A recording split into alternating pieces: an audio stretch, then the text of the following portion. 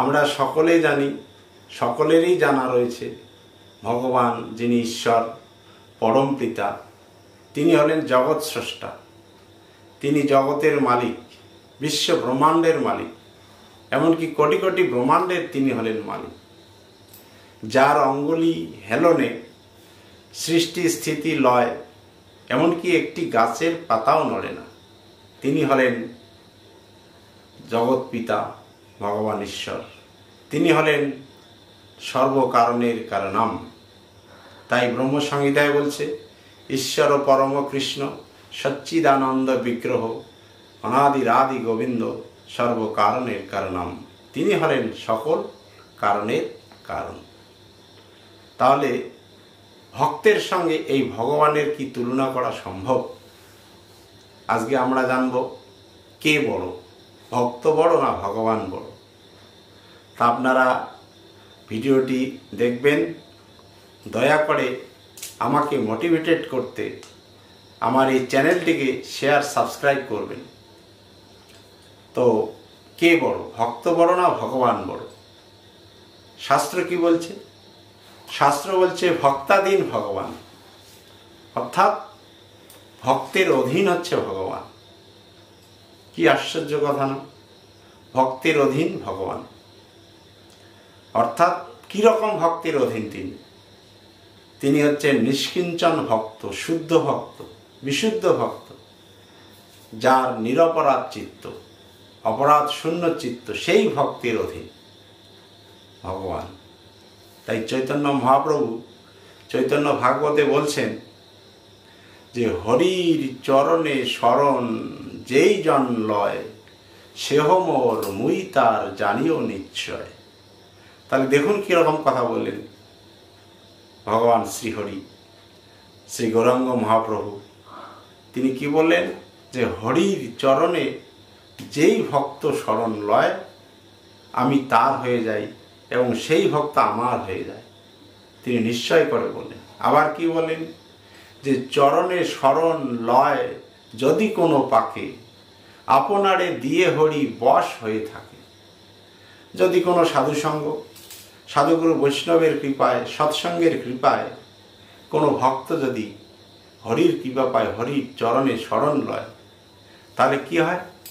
তাহলে হরি নিজেকে সেই ভক্তের কাছে বশ হয়ে থাকে। দেখুন ভক্তের কি মহিমা!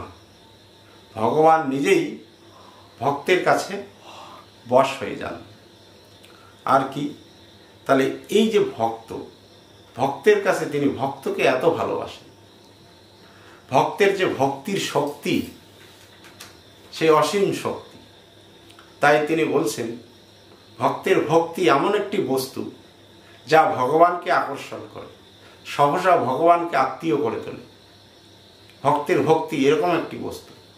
তাই ভাগবতমে ভগবান শ্রীকৃষ্ণ উদ্ধবকে বলেছিলেন, হে উদ্ধব, আমার বিষয়ে তীব্র ভক্তি আমাকে যেভাবে বশীভূত করে, কোনো যোগ, জ্ঞান, দান, তপস্যা, সেক্ষেত্রে আমি কিন্তু বশীভূত হই না। দেখুন কিরকম বলছে, ন সাধয়তি মাম যোগ ন সাংখ্যে ধর্ম উদ্ধব ন সাধ্যায়ন্ত পস্তাগো, ন সাধ্যান্ত পস্তাগো যথা ভক্তি মর্মর্জিতা। তিনি বললেন, শ্রীমদ্ ভাগবতমে ভগবান শ্রীকৃষ্ণ বললেন যে ভক্তের ভক্তি এমন একটি বস্তু যা আমাকে সহসা আকর্ষণ করে, আমি আকর্ষিত হই। তাহলে ভক্তি এমন একটি বস্তু যা আমাকে আকর্ষণ করে, হ্যাঁ, এবং আমি ভক্তের হয়ে যাই। তাই ভগবান হচ্ছে পরম পিতা। তিনি আবার কি বলেন? যে ভক্ত আমার মাতা পিতা, ভক্ত আমার গুরু, তাই তো আমায় নাম দিয়েছে পঞ্চাকল্পতরু। দেখুন তিনি পরম পিতা বটে, তিনি ভক্তকে তিনি কি বলেন? যে ভক্তই আমার মাতা, ভক্তই আমার পিতা, আর ভক্তই আমার গুরু। আর ভক্তকে কি করলেন? ভক্ত আমাকে যদি মনে প্রাণে ডাকে, তাহলে আমি ভক্তের সমস্ত মনোবাঞ্ছা, মনোবাসনা পূরণ করি। তাই ভক্ত আমাকে কি নাম দিয়েছে? বাঞ্ছা কল্পতরু।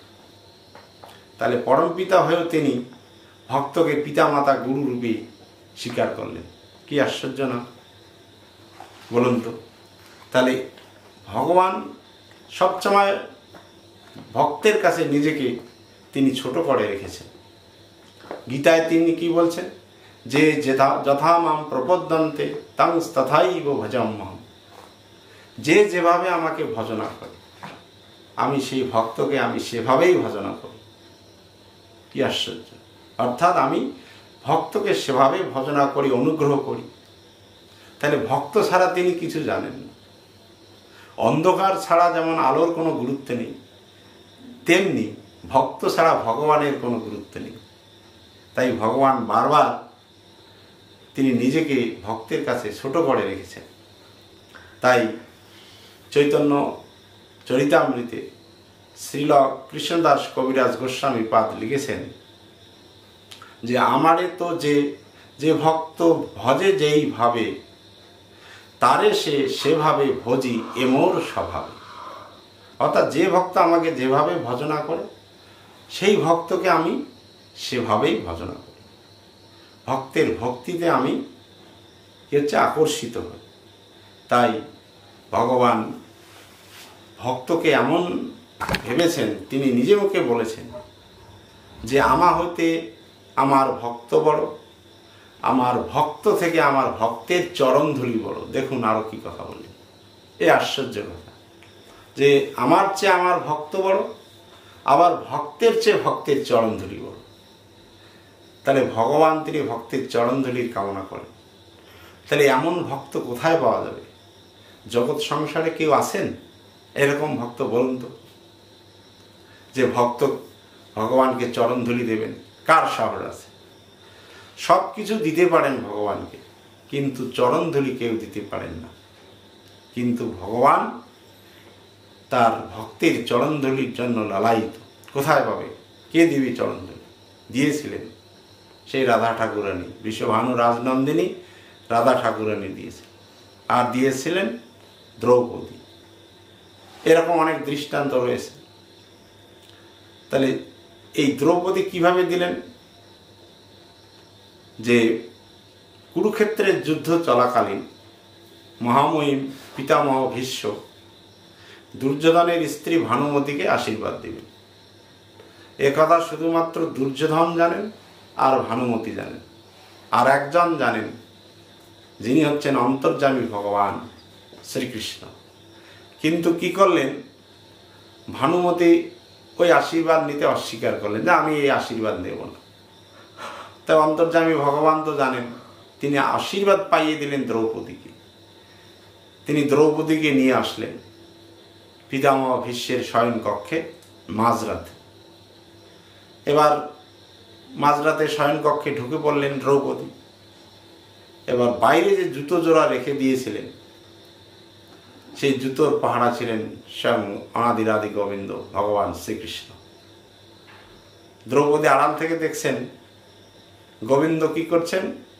জুতো থেকে যে ধুলো, সেই ধুলোগুলি তিনি গোটা অঙ্গে মাখছেন, আর জুতো জোড়া কি হচ্ছে মাথায় নিয়ে গোবিন্দ সেই নয়ন জলে অঝর ধারায় কাঁদছেন। দেখুন কি ভক্তের চরণধুলির কি মহিমা। এবার দ্রৌপদী দেখলেন যে গোবিন্দ কি করছেন। তিনি বাইরে এসে ভগবান শ্রীকৃষ্ণকে বললেন যে কি করছেন, যে আপনার এই চরণধুলির জন্য কত যুগী মুনি ঋষি যুগ যুগ ধরে তপস্যা করে পড়ে আছে আপনার চরণ ধরে, আর আপনি কিনা আমার চরণধুলি অঙ্গে মাখছেন। একই কাণ্ড, আমাকে চাইলেই তো আমি দিয়ে দিতাম। আপনি তো জানেন হে ভগবান, আপনি তো জানেন যে আমার জীবন যৌবন সব কিছু আপনার জন্য। এই যে জুতো জোড়া সেটাও আপনার জন্য। তাহলে আপনি এ কাণ্ড করলেন কেন? আপনি চুরি করলেন কেন? আপনার এটা ঠিক করেননি। আপনি তো আমার কাছে চাইতেই পারতেন, চাইলেই আমি দিয়ে দিতাম। তাই আমি এই চরণধুলি দিতাম আপনার কল্যাণের জন্য। এবার এই চরণধুলি দিয়ে যদি আমি নরকে যেতাম তো তো নরকেই আমি যেতাম, নরকে গিয়ে আমি নরকবাসী হতাম, নরকে গিয়ে আমি চিৎকার করে বলতাম যে আমি নরকবাসী হয়েছি আমার এই প্রাণগোবিন্দ ভগবান শ্রীকৃষ্ণের খুশির জন্য। দেখুন কীরকম ভক্ত। তো তাই ভগবান বলছে যে আমার হতে আমার ভক্ত বড়, ভক্ত হতে আমার ভক্তের চরণধুলি বড়। তাই তিনি যুগে যুগে ভক্তকে রক্ষা করেছিলেন, ভক্তের ভক্তিতে তিনি পরাধীন। কি আশ্চর্য কথা! অনেক ভক্তকে তিনি কৃপা করেছিলেন জগজ্জীবকে শিক্ষা দেওয়ার জন্য, যেমন ভক্ত প্রহ্লাদ, ভক্ত ধ্রুব, রাজা অম্বরীশ, এরকম অনেক ভক্ত, অনেক দৃষ্টান্ত রয়েছে। ভগবান ভক্তকে রক্ষা করেছিলেন নিজের প্রয়োজনে, নিজের তাগিদে। ভক্ত প্রহ্লাদ তার পিতা হিরণ্যকশিপু তাকে হত্যা করার জন্য কত চেষ্টা করেছিলেন, শ্রীহরি বারবার গিয়ে তাকে রক্ষা করেছিলেন। তাই ভক্ত প্রহ্লাদ বলেছিল, হে ভগবান, হে শ্রীহরি, আপনি আমাকে রক্ষা করলেন কেন? আমি বাঁচতেও চাই না, মরতেও চাই না, আমাকে কেন রক্ষা করলেন? ও আপনার গরজটা বেশি, তাই না? আপনার প্রয়োজন। আমাকে যদি আপনি রক্ষা না করতেন তাহলে কি হতো? জগৎজীব সমস্ত মানুষ জানতো যে এই যে ভক্ত প্রহ্লাদ তিনি হরির ভজনা করেও তাকে রক্ষা করেন। আঙুল দেখিয়ে দিয়ে বলতো যে ভক্ত প্রহ্লাদকে ভগবান রক্ষা করেন, তাই ভক্তি পথে আর কেউ আসতো না। ওই জন্য বোধহয় আপনি আমাকে রক্ষা করেছেন, তাই না? দেখুন ভক্ত ভগবানের কি কথা। তো ভক্তের চেয়ে ভগবানের প্রয়োজনটা বেশি। ভক্ত যদি এক পা এগিয়ে যায়, ভগবান ভক্তকে রক্ষা করার জন্য 10 পা এগিয়ে আসে। এটাই হচ্ছে ভক্ত ভগবানের সম্পর্ক। এবার রাজা অম্বরীশকে কিভাবে রক্ষা করলেন? রাজা অম্বরীশ ঋষি দুর্বাসার কোপে পড়েছিলেন। যে ঋষি দুর্বাসার কোপে পড়ে রাজা অম্বরীশকে হত্যা করলেন। ভগবান শ্রীহরি তাকে রক্ষা করার জন্য সুদর্শন চক্রকে পাঠিয়ে দিলেন। এবার ঋষি দুর্বাসার প্রাণ যায় যায় অবস্থা। তিনি ছুটে পালিয়ে সর্বত্র পালিয়ে গিয়েও তিনি রক্ষা পান না। শেষ পর্যন্ত তিনি কি করলেন? হরির আশ্রয় করলেন, হরির আশ্রয় নিলেন। এবার হরিকে এসে বলছেন আমাকে রক্ষা করুন। হ্যাঁ, হরি তখন বললেন যে আমি তো পরাধীন, আমি কি করে রক্ষা করব? আমি ভক্তের অধীন, আমার সমস্ত কিছু আমি ভক্তের কাছে বিলিয়ে দিয়েছি। অহম ভক্ত পরাধীনহি স্বতন্ত্র ইব দ্বিজ, সাধুবিগ্রস্ত হৃদয় ভক্তই ভক্ত জনপ্রিয়। তিনি ভাগবতমের 9ম স্কন্ধের 4th অধ্যায়ের 63 নম্বর শ্লোকে তিনি কথা বলেন যে আমার ভক্ত আমার প্রিয়, ভক্তের কাছে আমি পরাধীন, আমি ভক্তের অধীন, অর্থাৎ ভক্তের কাছে আমার হৃদয় গচ্ছিত রেখেছি। দেখুন কিরকম কথা বলে। তাহলে এবার ঋষি দুর্বাসা বললেন যে আপনি তো জগৎ পিতা, আপনি তো জগৎ স্রষ্টা, কি করে আপনি ভক্তের কাছে আপনি পরাধীন হলেন? তাহলে একটু সময়ের জন্য আপনি স্বাধীন হয়ে যান, আমাকে এই সুদর্শনের হাত থেকে একটু রক্ষা করুন, আমাকে বাঁচান। ভগবান শ্রীকৃষ্ণ বললেন যে আমি ভক্তের কাছে পরাধীন, আমি ইচ্ছা করে ভক্তের অধীন হয়ে গেছি। এবার দুর্বাসা বলছে ইচ্ছা করে আপনি একটু স্বাধীন হয়ে যান। তখন ভগবান বললেন যে আপনি ব্রহ্মজ্ঞানী ঋষি হলেও আপনি অহংকার এই স্বভাব আপনি ত্যাগ করতে পারেন। তখন ঋষি দুর্বাসা উত্তরে কি বললেন? বললেন যে আপনি তো পরাধীন, আপনি তো ভক্তের অধীন, তা আপনিও তো এই স্বভাব ত্যাগ করতে পারতেছেন না, আপনি একটু ত্যাগ করে আমাকে রক্ষা করুন না। দেখুন কিরকম।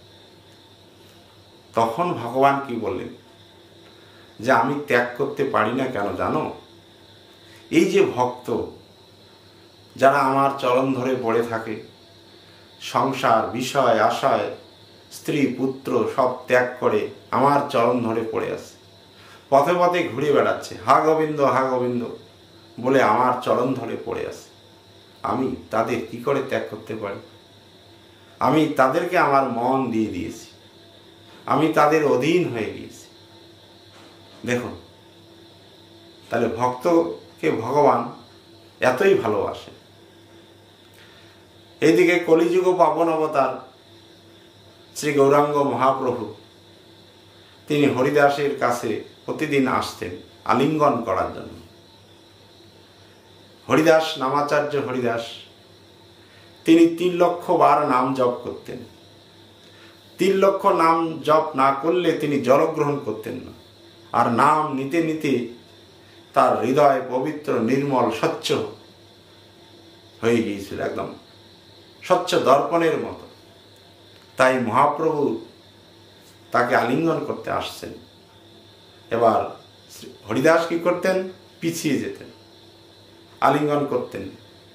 তখন মহাপ্রভু বলছে, হরিদাস তুমি পিছিয়ে যাচ্ছ কেন? যে নিজে মুখে মহাপ্রভু বলছে, তোমার স্পর্শে মই পবিত্র হইতে তোমার পবিত্র গুণ নাহিকো আমাতে। যে তোমার স্পর্শে আমি পবিত্র হব, তোমার যে পবিত্র গুণ, তুমি যে নামাচার্য, নাম নিতে নিতে তুমি যে পবিত্র স্বচ্ছ, এই গুণ আমার নাই। তাই তোমাকে আলিঙ্গন করতে আসছি আমি তোমার কাছে, যে তোমার স্পর্শে আমি পবিত্র হওয়ার জন্য। দেখুন, তাই ভগবান নিজেকে ভক্তের কাছে বারবার ছোট করে রেখেছেন জগৎজীবকে শিক্ষা করার জন্য। যিনি হচ্ছেন সর্ব ঐশ্বর্যপূর্ণ অনাদিরাদি গোবিন্দ, তিনি হলেন সর্বকারণের কারণ। তিনি নাকি ভক্তের কাছে বারবার ছোট হয়েছেন জগৎজীবকে শিক্ষা দেওয়ার জন্য। তার উদ্দেশ্য কি? যে প্রেম ভক্তি দিয়ে সেই ভক্তকে যতদিন না আমার পার্শ্বদ করে ফিরিয়ে আনতে পারি, ততদিন পর্যন্ত আমার এই অভিযান থামবে না। এই হচ্ছে ভগবানের উদ্দেশ্য, জগৎজীবকে শিক্ষা দেওয়ার জন্য। তাই চৈতন্য চরিতামৃতে বলছে যে আপনারা নাম নিন, কৃষ্ণ নাম নিন। নাম নিতে নিতে আপনারা পবিত্র হয়ে যাবেন, ভক্ত হয়ে যাবেন। নাম এত পবিত্র, নাম এত পবিত্র, তাই বলছে যে কৃষ্ণ নামে মত্ত হও, তুচ্ছ করি ধন, মায়ামোহ ভুলে যাও, তুচ্ছ করি ধন। কৃষ্ণ নামে মত্ত হও, তুচ্ছ করি ধন, মায়ামোহ ভুলে যাও, তুচ্ছ করি ধন। তাই বলছে অনিত্য সংসার চক্র, অনিত্য বাসনা, কৃষ্ণ মন্ত্র নিয়ে করো কৃষ্ণের সাধনা। তাই আজকে আলোচনায় পর্যন্ত। রাধে রাধে। জয় গৌর, জয় নিত্যানন্দ, জয় জয় রাধেশ্যাম। সবাই ভালো থাকবেন। জয় জয় রাধে রাধে রাধে, জয় শ্রী রাধে।